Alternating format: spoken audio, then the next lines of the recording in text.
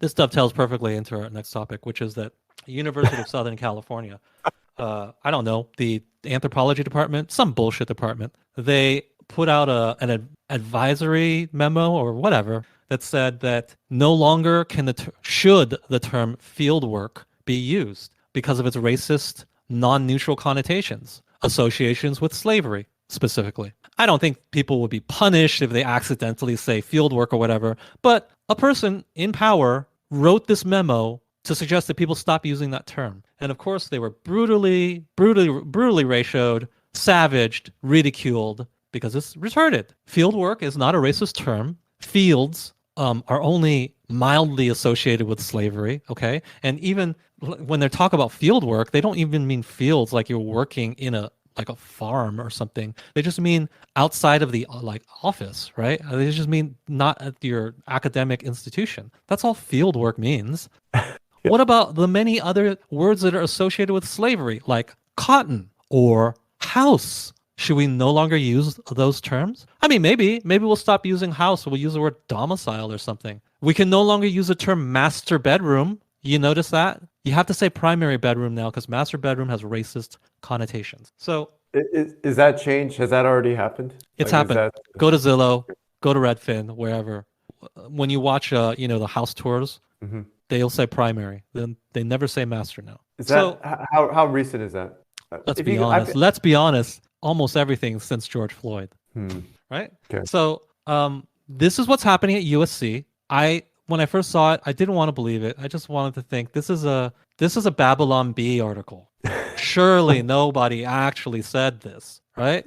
Nope. This is USC, a well-respected school, by the way. If you are an out-of-state student going to USC, which many are, because it's not like a state school. Your tuition or your cost per year is like 80 grand, 84 or something. When you include food and housing and tuition's like 60K, okay? I think in-state get a break, and of course there's some students on scholarship, but you can tell how expensive a school this is. That's Ivy League level, right? I looked at University of Chicago as cheaper. I think Northwestern might be cheaper, right? It's so fucking expensive. I think maybe even Stanford is cheaper.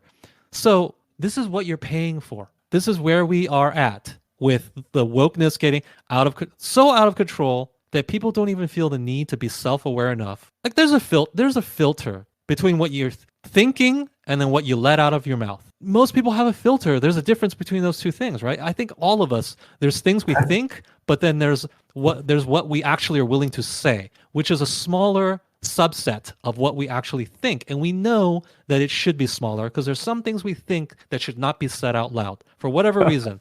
I just feel as if a lot of these people on the woke left, this is either an indication of how deluded and brainwashed they are, or of how far the Overton window has moved. They're not deluded. They have correctly assessed that they can say this stuff. They don't need a filter because everything they say will be greeted with at least some approval, at least approval by the people who matter, right? Like your supervisor, right?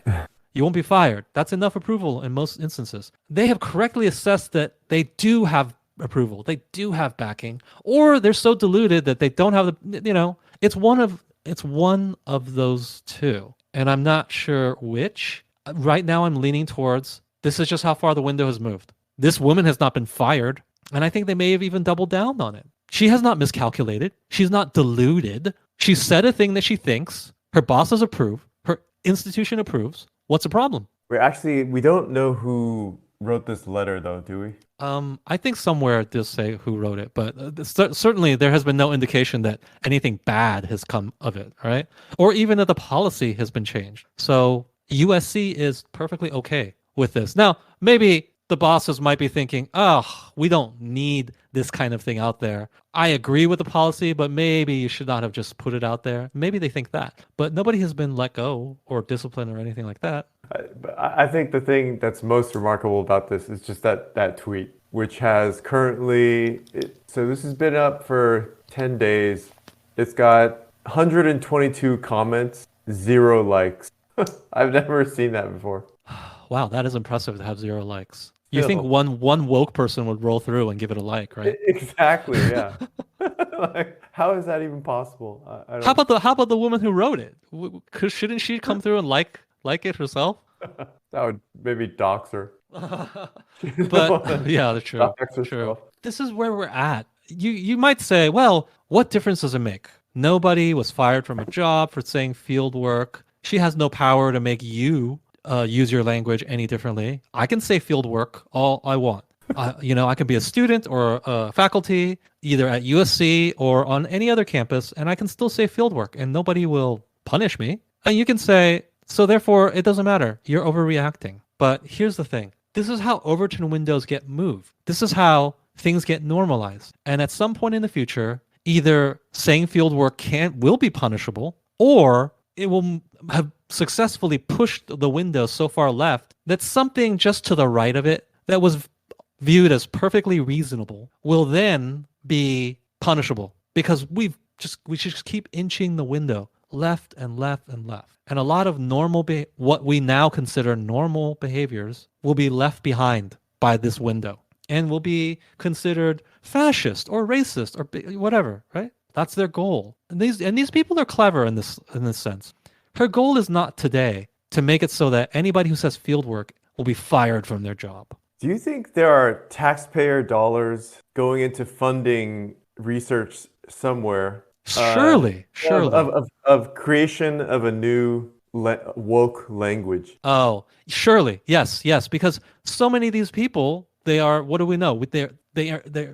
Faculties are infested with them, right? And they do quote unquote research. And in the soft sciences, research just means like writing bullshit, right? You're not discovering like a new semiconductor or something. You are just writing bullshit. If you're in the sociology department, they get grants too, right? We know they get grants. People in this department get some kind of government grant. I'm just thinking, some of these people, it must be gnawing at them constantly that they're forced to use English. Their goal is to push the window further and further, inch by inch, pushing the culture. They know that it's not going to be overnight that people can't say field work. But they know that if that policy can spread, then there's some words just to the right of field work. Like in engineering, people use the terms master and slave, right? Yep. Well, a lot of people don't say that anymore. And maybe as you inch the window and the culture leftwards, at some point, maybe you could even get fired for using the term master and slave. Even though you're not talking about slavery, you're talking about switches or something, right? Yeah. So I've noticed there's also, whitelist and blacklist. Yeah, so the goal is not to overnight make it so that this word is a fireable offense. The goal is to just normalize and inch the culture. Yeah, and it's worked. And it has worked. So don't tell me that I'm overreacting to this one woman at USC. Don't say, well, nobody's punished for saying this word. They're more clever than that. We know what they're trying to do because they've done it and it has worked. We need to fight it at every turn. We need to fight for every inch. There needs to be pushback every time because there's a bigger picture. And that is a bad faith argument when they say that. Okay? When they say, well, I mean, nobody's fired. So what's the big deal? You're just making a mountain out of a molehill. That's a bad faith argument because they know that the real goal is not to make this a fireable offense today. They know that the goal is to push culture in their preferred direction. And that happens incrementally. They're lying to you when they don't acknowledge that this is one small part of a larger effort. And what we are arguing against is your larger effort. And don't pretend that this is just an isolated thing. They're lying about it. We just need to push back against this sort of BS. How? Well, getting online and just calling it out for what it is one way. Another way is to stop sending your kids to these places and paying $80,000, right? With this woman, I don't know how much, she probably makes good damn money. She makes way more than the average person, I bet you. That's all paid for by you giving the school $60,000 plus a year. Yeah. The only reason why this woman can have this job and think these stupid ass things, and this can be her calling, is because she's financially supported by your money. Yeah, unfortunately, it just doesn't seem to me that this kind of knowledge is disseminated into the normies that are actually paying these bills. Well, it's not yet, but just like on their side, they know that each battle each instance is an incremental part of a larger whole, we should also accept that each little thing is an incremental part of a larger whole. You push back against this little thing, that one, that one, that one. You always push back. You always shed light on the absurdity of it.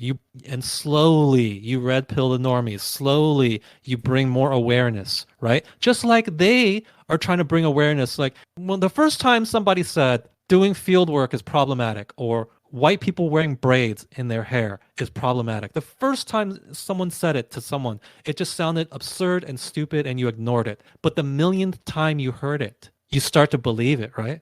It's incremental. That's how you move culture. It's not just one, oh, sometimes maybe it was one big leap at a time, but a lot of times it's these incremental movements. And they understand that. That's what they're doing. And we likewise should do the same. Never hand wave it away and just say, well, it's just this one small thing. Well, what does it really affect? Don't do that. Because they don't do that. When a white girl wears braids and she's just like a no-name high schooler, they savage her on Twitter. When a white girl like wears a Chinese dress to her prom, she becomes like national news for being problematic, right? They don't let the little stuff, and this is all little stuff. It's like who cares, right? But they never let the little stuff go. It's always an opportunity to push their agenda. Well, we should play that same game.